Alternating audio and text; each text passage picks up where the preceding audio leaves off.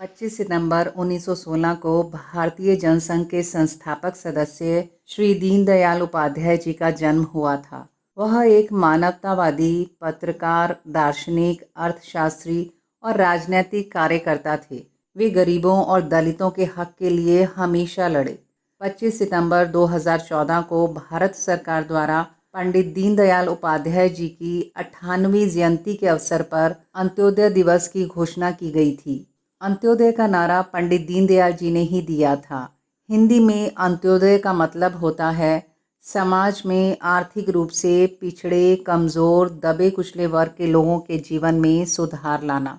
आज संपूर्ण भारत में केंद्र और राज्य सरकारों द्वारा कई प्रकार की योजनाएं चलाई जा रही हैं, जिनके माध्यम से समाज के आर्थिक रूप से कमज़ोर लोगों को विकास की ओर ले जाया जा रहा है। इस योजना का लक्ष्य शहरी गरीब परिवारों की गरीबी और जोखिम को कम करने के लिए उन्हें लाभकारी स्वरोजगार और कुशल मजदूरी रोजगार के अवसर का उपयोग करने में सक्षम करना, जिसके परिणाम स्वरूप मजबूत ज़मीनी स्तर के निर्माण से उनकी आजीविका में स्थायी आधार पर सराहनीय सुधार हो सके।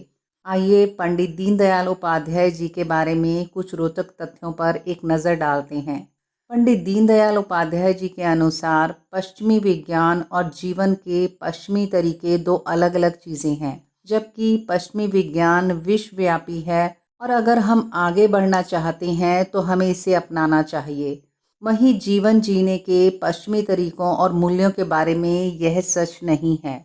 वह हमेशा इस बात पर जोर देते थे कि पश्चिमी सिद्धांतों से भारतीय बुद्धि का दम घुट रहा है। उन्होंने आधुनिक तकनीक का स्वागत किया, लेकिन भारतीय आवश्यकताओं के अनुसार। वह हमेशा स्वराज में विश्वास करते थे, जो कि स्वशासन है।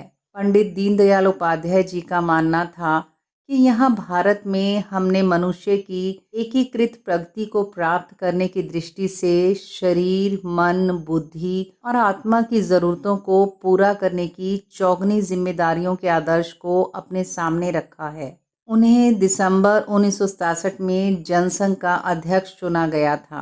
बड़े दुख की बात है कि 11 फरवरी 1968 को एक यात्रा के दौरान रहस्यमय परिस्थितियों में उनकी हत्या कर दी गई थी। उनका शव उत्तर प्रदेश के मुगलसराय रेलवे स्टेशन के पास मिला था।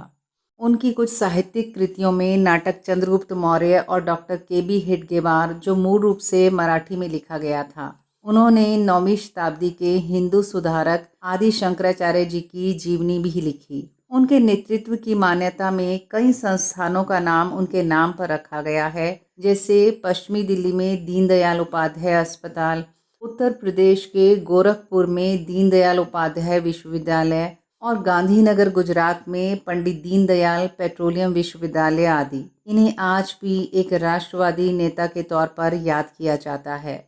निस्संदेह उन्होंने अपना जीवन सामाजिक कारणों और भारतीय जनसंघ पार्टी को समर्पित कर दिया था।